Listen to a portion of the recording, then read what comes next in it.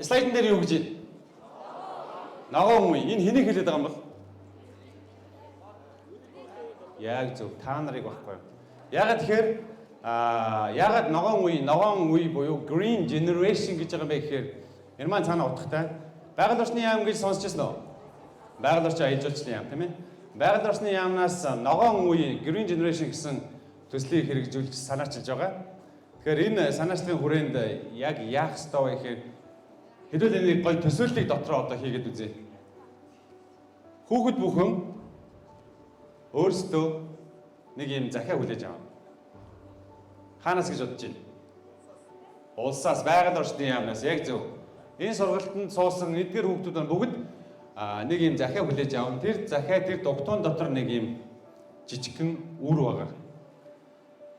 Тэр захиан дээр юу гэж хэлсэн байгаа вэ гэхээр магадгүй Эрдэнэ хотын дэдгээр сургуулийн сурагч тэр танд энэ өдрийн мэндийг хүргье. Байгаль орчны яамны ах эгч нараас нь гээд нэг жижигхэн үр явуулсан. Тэр үр юуны үр байж болох вэ?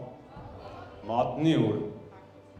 Тэр модны үрийг авснараа та өөрийнхөө биеэр тариад, ургуулад, услаад, арчлаад том мод болгоод өөртөө хамт ургуулж ийн гэж төсөөлөд үзье да.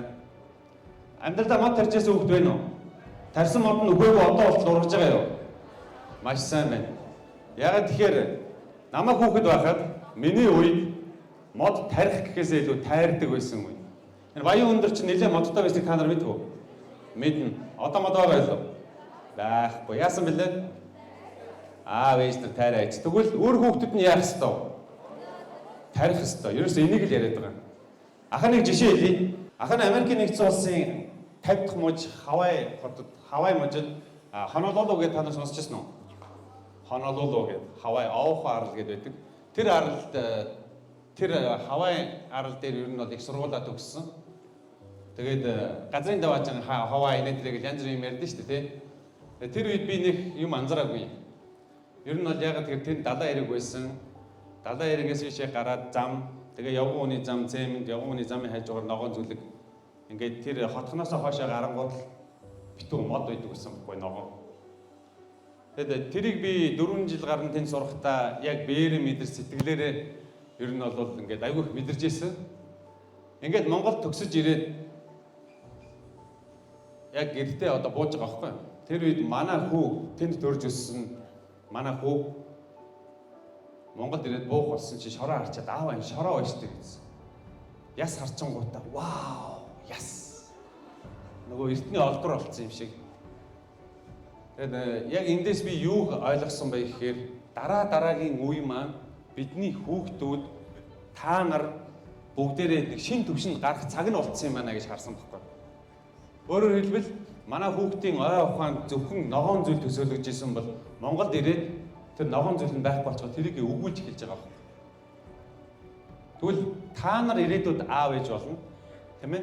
Та нар ирээдүйд хүүхдүүд чинь төрнө. Хүүхдүүд чинь тийм ясаар дүүрсэн, хогоор дүүрсэн, тийм шороотой орчинд төрж өсөөсөө гэж хүсэж гинөө эсвэл ногоон зүлэгтэй сайхан цэвэр агаартай тийм орчинд төрж өсөөсөө гэж хүсэж гинөө?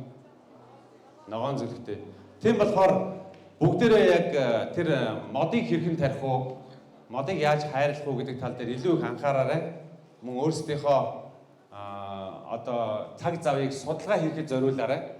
Ингэснээрээ та бүхэн маань байгаль орчны яамнаас бидэнд өгж байгаа тэр гайхалтай бэлэг үрийг аваад нэг мод тарих болно. Ойролцоогоор 450 мянган орчим хүүхэд 450 мянган модны үрийг хүлээж аваад хэрвээ энийг тариад ургуулах юм бол 450 мянган мод манай Монгол оронд ургах байхгүй юу? Тэгэд энэний түүч хэлэгч нь энэний эхлэг тавих нь өнөөдөр бид нар биш эсрэгээрээ та нар юм шүү гэдгийг хэлмээрээ та нарынхаа хаврын сургууль шалгалт бүх зүйлд чинь амжилт хүсье. Үргэлж ногоон дэлхийг мөрөөдөж ногоон дэлхий бидний ирээдүйн гэсэн хүрээнд ногоон үе байгаарэ гэж уриалмаар байна.